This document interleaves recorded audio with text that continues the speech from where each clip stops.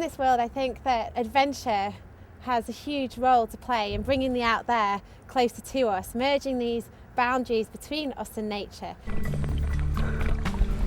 So beautiful. It's completely addictive to me to be out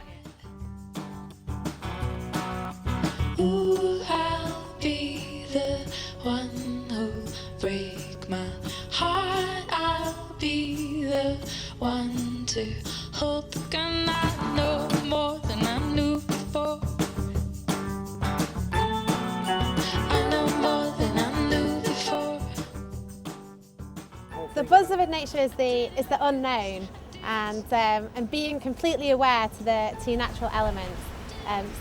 Sitting and living just a little bit outside of your comfort zone, which I think makes you think more creatively and interact with your environment. And also, the more that we are immersed in nature, the more that you begin to love it.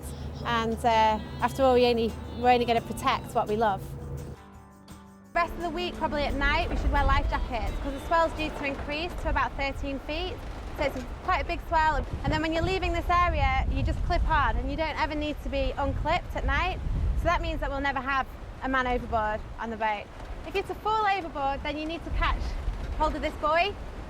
The primary thing is to swim to the back of the boat, and as Ben was saying yesterday, just go wave until you catch the line. How bad is it if you fall overboard on this boat? You've got a very slim chance of living if you fall overboard on this boat. You're going to be sailing in icebergs and sailing on beautiful, clear, flat, calm days with brash ice in the distance, and it'll suddenly change like that, and you'll be sailing in willy wards of 70 plus knots of wind, and it'll be time to batten down the hatches. They've been expecting bad weather, but nothing could prepare the crew for what hits them. Big wave! Big wave! You can barely hold this camera steady. The sea is just monumental. Look at that. Woo! Big wave! Pounded by the elements, the feeling is exhilarating. But with the sail still up, the Plastiki is in imminent danger. I think. You're very remote up in the Arctic, and there isn't, there's no kind of infrastructure. If something goes wrong, someone's going to come and get you, which is the pure essence of being, and what I love about being in the middle of the ocean, that you are in charge of your own destiny, and you are kind of cradled in the arms of Mother Nature. The crew need to act fast to get the mainsail down, to prevent the wind from tearing it to shreds, or worse still, bringing the whole mast down.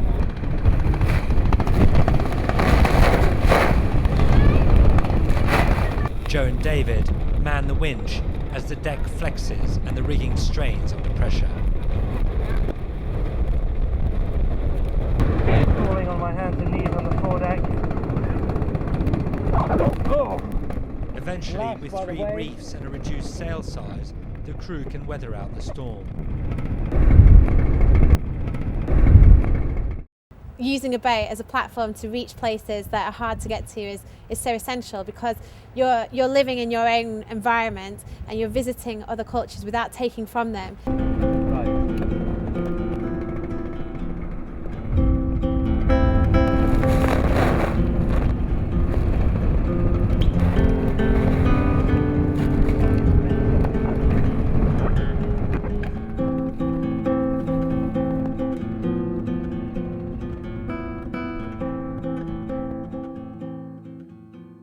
We'll be sharing the adventure as well as the natural world and the beauty and the chaos. Time for Joe to assess the storm damage. This is the head sail that we had to take down in the hurry when we suddenly got 60 knot gusts. So I'm just going through it. So I'm just making sure, seeing what damage we caused. Joe, you told me that you thought we might lose the mast at one point. 60 knots, a huge amount of wind. And the top, the mast was just wanging around. So the urgency in my mind then is, my main concern then is obviously to make sure everyone's safe, but to make sure the mast is stabilised as quickly as possible. Did you think we were going to lose the mast?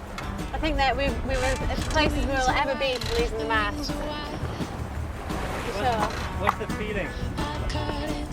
The feeling? There is no feeling, it's just action.